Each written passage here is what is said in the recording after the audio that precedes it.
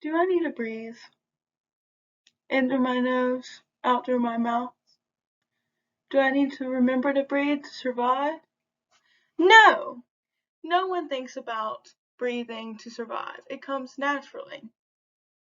My name is Chansley Buck, and today we will go over the leadership quality of discernment. Everyone makes decisions. They must discern. Maybe a thinking man has to think about breathing, but you do it naturally. So don't be persuaded by this being hard.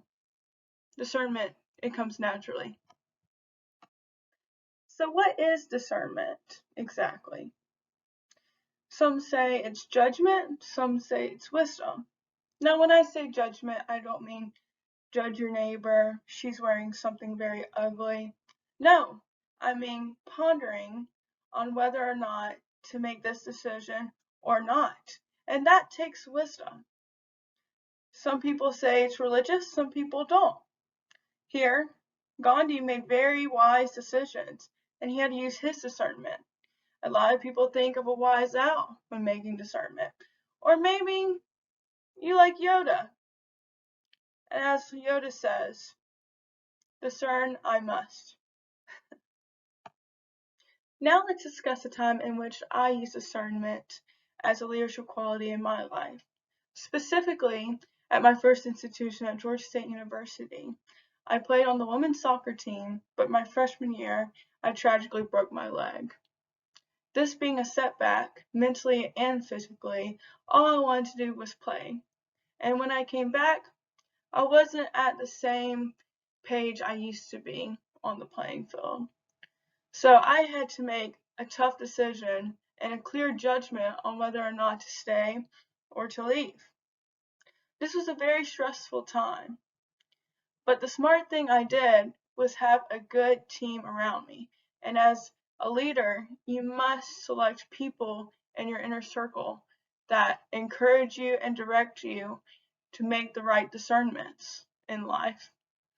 And with that, my mom and my friends were able to put me on a clear path, as well as my own judgment on whether or not to take this next opportunity to go to West Georgia and play soccer. One might ask, how do you discern without being too judgy or being too patient at times?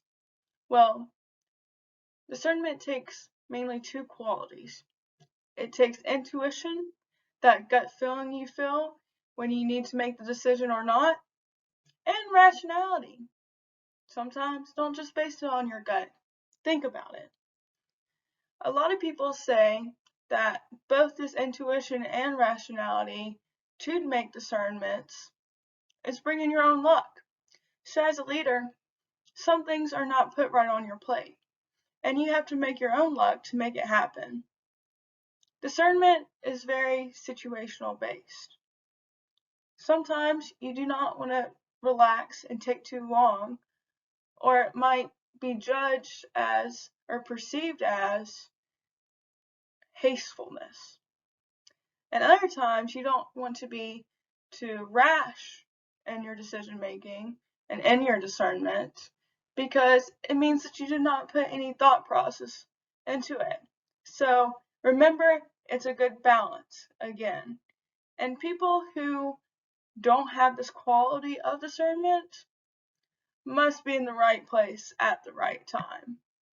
So if you're ever eager to understand discernment and you don't really know where to start with it, and you're not in the right place at the right time, make your own luck. Trust your intuition and think on it. In summary, when you are discerning, don't be like the thinking man. Don't ponder too long. You're not going to get it wrong. Trust your intuition. Trust your gut. Use your brains. Be rational. As John Maxwell said, smart leaders believe only half of what they hear. Discerning leaders know which half to believe. No, don't wait too long. Don't be fearful. Know which to believe. Discern.